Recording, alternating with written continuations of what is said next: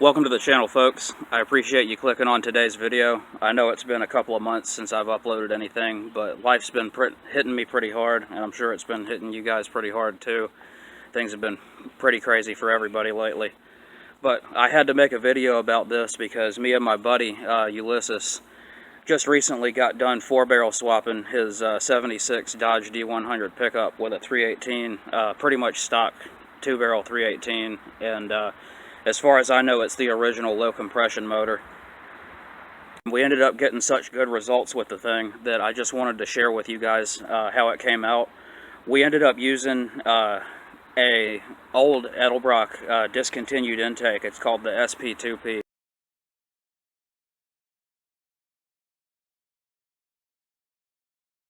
And it was made specifically for larger, heavier weight vehicles, like trucks and heavy cars and even motorhomes and four-wheel drives and stuff like that.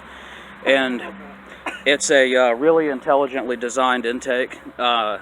They made it so that it has really long, skinny runners, and when you put it on most stock engines, it does a lot better than your average performance intake because it's aimed at lowering the torque curve and improving throttle response as opposed to improving top-end response. And a lot of times when you put a really free-flowing aluminum intake on an old V8, you'll actually lose a little bit of bottom end when you gain top end, and this intake is the complete opposite of that. It's designed to give you more torque instead of more horsepower, and in a lot of engines it actually is a trade-off. It'll make you lose a little bit of top-end power and gain a lot of bottom-end torque because the intake's only designed to breathe up to about 4,000 RPM. And I heard a few different people say that it was only good for about 4,000 RPM, and after we got the truck tuned up and running good with that intake and the Quadrajet carburetor that we decided to go with,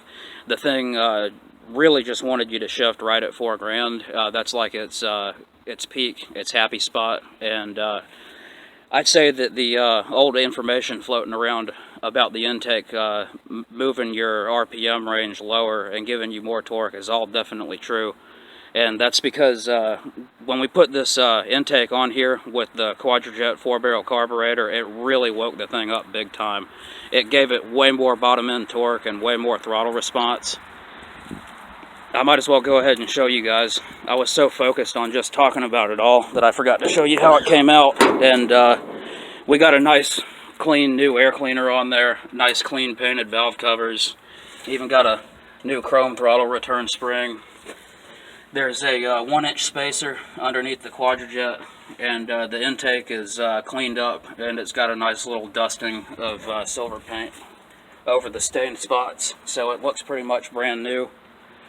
We decided to go with a manual choke for various reasons, mainly cost.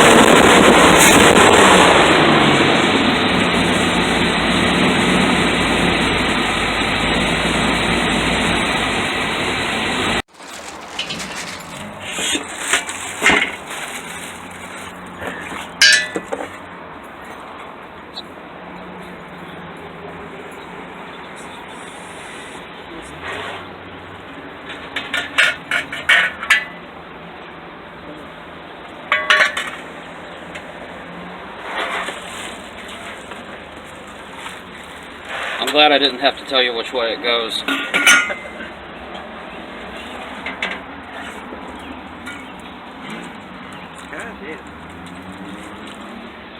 Looks good. It does.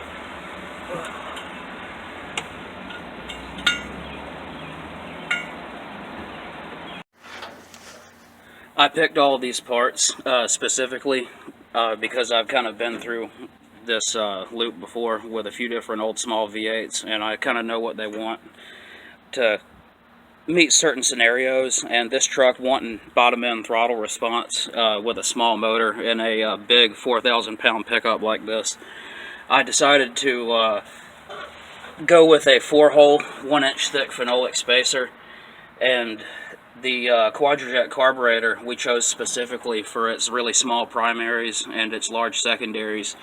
And it's a 750 CFM carburetor, but the primaries are like 200 or so CFM. So the carburetor on here, the primary side of this carburetor, is actually a bit smaller than the original 2-barrel carb that came on this truck. And that not only gives it better fuel mileage, but it also is one of the reasons why it's so peppy and so torquey. The small primaries on this carburetor just really help light the thing up.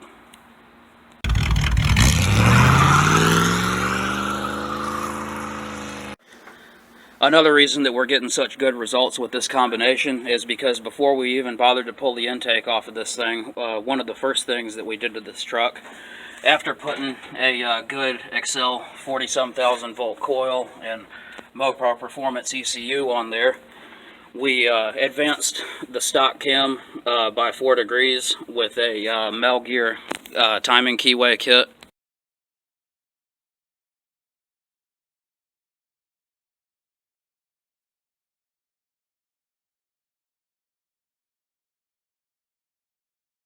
Have much time for a video. Hey, I think it's just one of those moments where we just have to live in it. Right, like people used to. Yeah.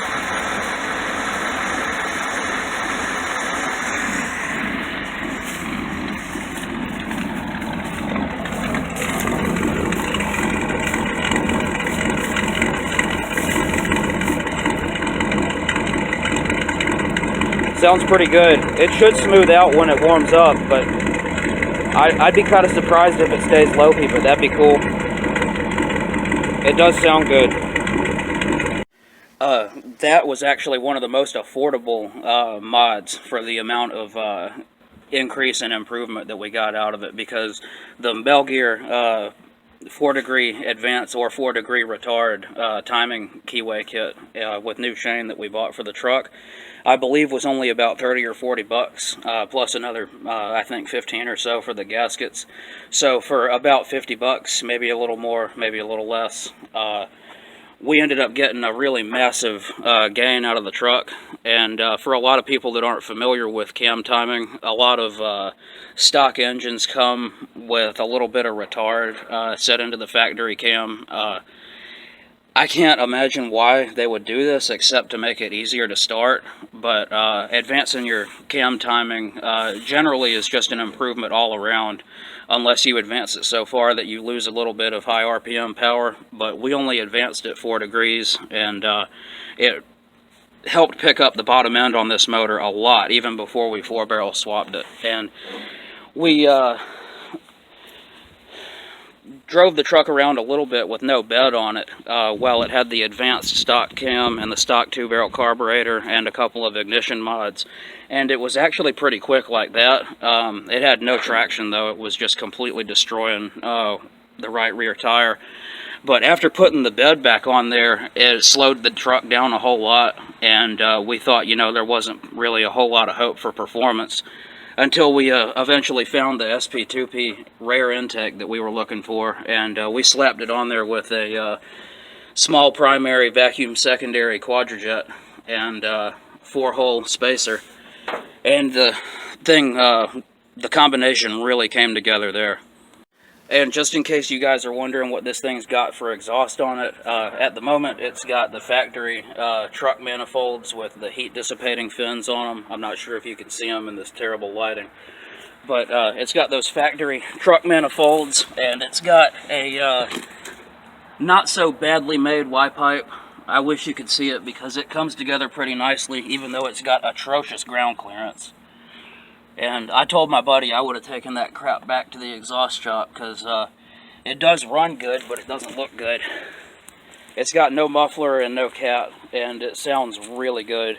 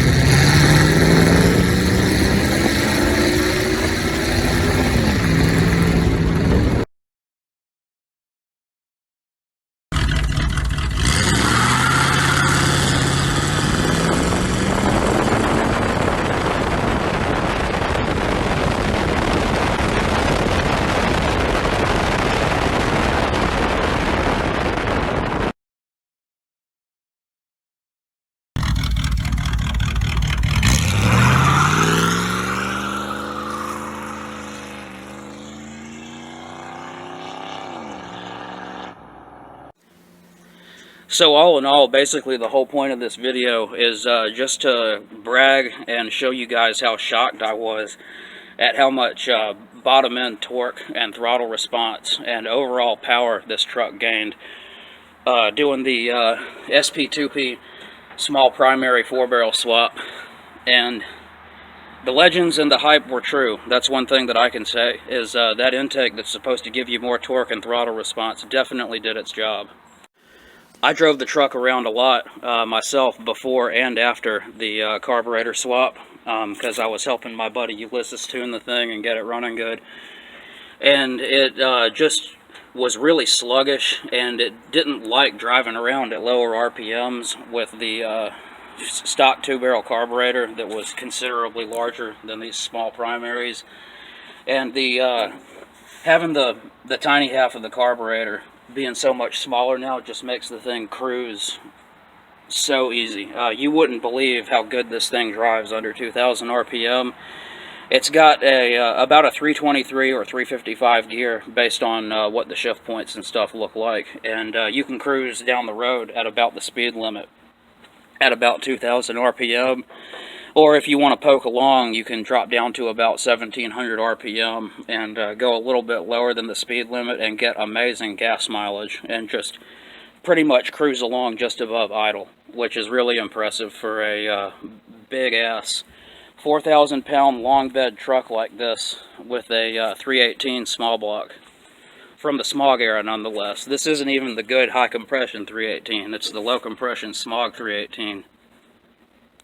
And a couple other little reasons why this setup is running so good and working so good is because we used some really nice heavy-duty intake gaskets and also cut some special little tin blocks out of a tin can, not an aluminum can, a real old-school heavy-duty can, and blocked off the exhaust crossover that runs through the intake. And for any of you guys that are confused about that, no, exhaust gas did not make it into the intake, but an exhaust pipe did run through the intake to preheat it. And because we live down here in North Carolina, we don't need any of that winter preheat and stuff, so we just did away with it, and that gives it a whole lot more power and throttle response. I've heard you can get a carburetor too cold, but I've never been able to actually do that down here in North Carolina, not even in the winter. And another reason why the thing runs halfway decent is wherever there was a little plug, like that little round hex plug that you see on the runner back there, we made sure that they were sealed up nicely with gasket maker to hold them in place, so they were sitting flush and level with the runners of the intake and wouldn't be, you know, causing any disturbance with a low area or a protrusion sticking down in there, either one. Now, I'm not sure if they're lost to time or not. I know we got a few videos of driving the truck before we did the 2-barrel swap, but, excuse me, before we did the 4-barrel swap. But even then, they weren't very impressive, and all you have to do is just imagine the truck taking off really slow without spinning the tires. But as of right now, the truck, when you stab the gas in first gear, it'll light the right rear tire up like a hot little muscle car should, instead of a big old long bed pickup truck. It runs really good for what it is. I'm also going to see real quick if I can take the thing down the road with the owner real quick and show you what the throttle response is like, especially when it kicks down from third into second automatically. That's really cool because you can hear the secondaries come in when it downshifts, and it pulls really hard. It's awesome.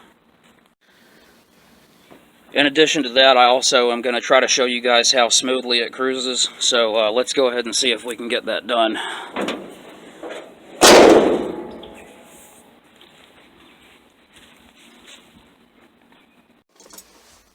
Think I'm going to need some choke? No.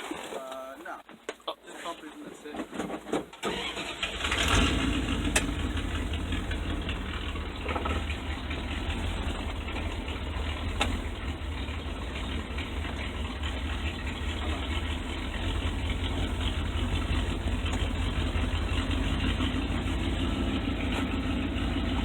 There we go.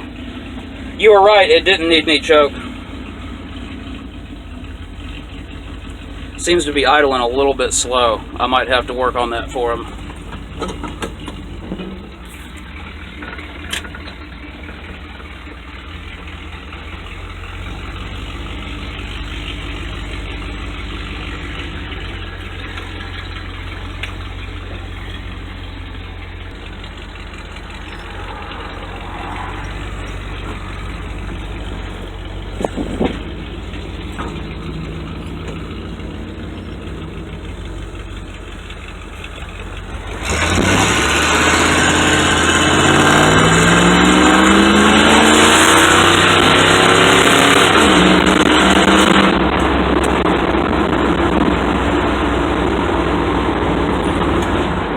I've felt it run stronger than that before.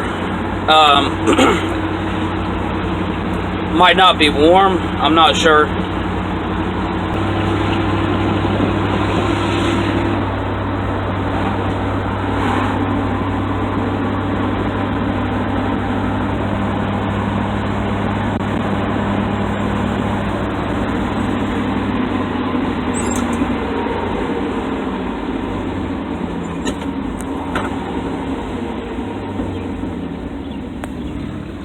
Alright, let's see if it spins more this time. Hopefully.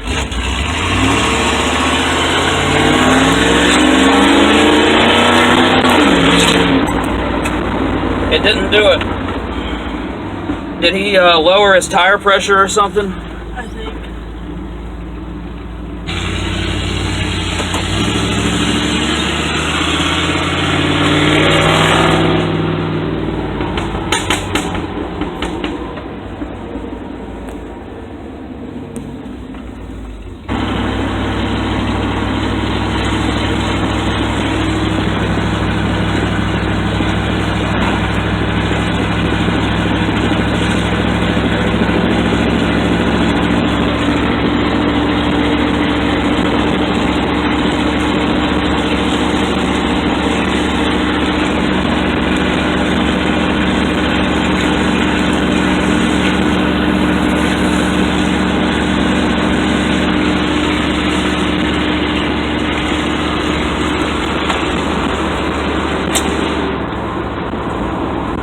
Turns like a boat, doesn't it? Yep.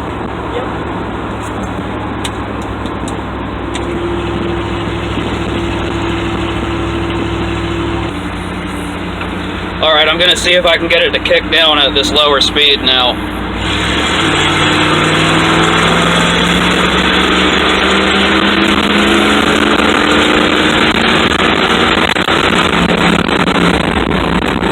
Yep, that was shifting itself in automatic.